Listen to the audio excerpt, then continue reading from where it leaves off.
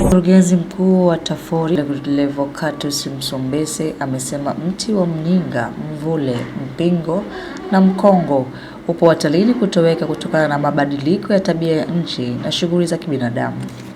Amesema hayo wakati wa kupanda miti ikiwa ni kumbukumbu ya kuzaliwa kwa Rais wa Jamhuri ya Muungano wa Tanzania Dr. Samia Suluhu Hassan katika shamba la utafiti wa miti TAFORI mkoani Morogoro. Naitwa Daktari Levocatus Msombese, mkurugenzi mkuu wa taasisi ya utafiti wa misitu Tanzania TAFORI. Kama TAFORI kwa siku ya leo tumejikita kwenye upandaji wa miti ya asili ambayo tunasema ni mti wa mkoko, kwa kizungu wanaita Afzelia guensis, na ni miti ambayo ni ya thamani na matumizi yake ni kwa ajili ya mbao, fremu na vitu vingine vinavyohitaji mbao iliyo na uimara zaidi.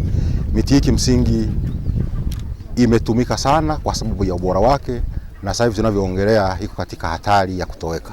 Kwa hiyo sisi kama TAFORI tumejikita zaidi kwenye upandaji wa miti hii ili kuhakikisha tunaiongezea uhifadhi wake. Mkakati unaojihusisha na utunzaji au uanzishwaji wa vyanzo vya vipando au uanzishwaji wa mashamba ya mbegu. Na mkakati huu tulionao unapitia katika awamu 2 au 3. Awamu mojawapo ni kurasimisha maeneo ya miti ya asili ambayo imetunzwa na kukaa vizuri, basi tunairasimisha na inakuwa vyanzo vya uzalishaji wa mbegu.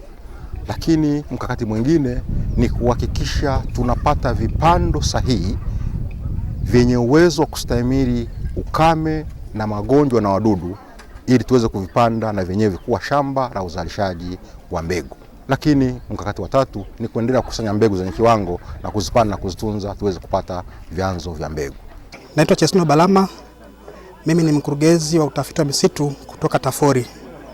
Siku ya leo hii tuko hapa katika zoezi la kupanda miti, ikiwa ndo tumefungua rasmi zoezi la kupanda miti katika msimu huu.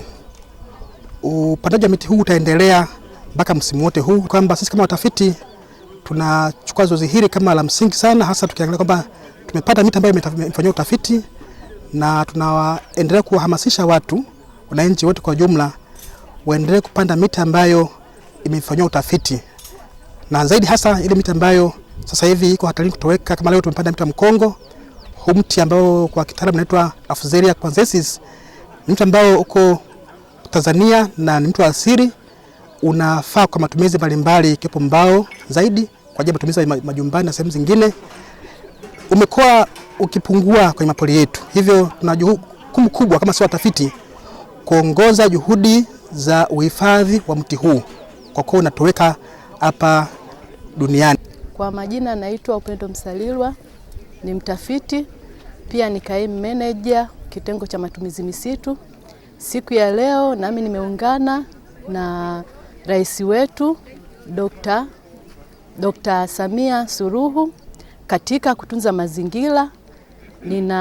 Ninaunga juhudi za serikali katika kutunza mazingira, na leo hii tumepanda miti aina ya mikongo. Miti hii ni miti mojawapo ambayo iko hatarini kutoweka.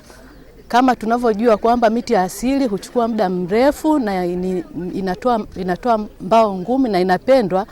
Kwa hiyo hivyo nami nimeona nishiriki katika kupanda mti huu ili kusudi tuweze kuhifadhi mazingira yetu na pia tuweze kutumia miti hii kwa matumizi mbalimbali kwa kizazi hiki na kizazi kijacho. Rebecca William, Ranci TV.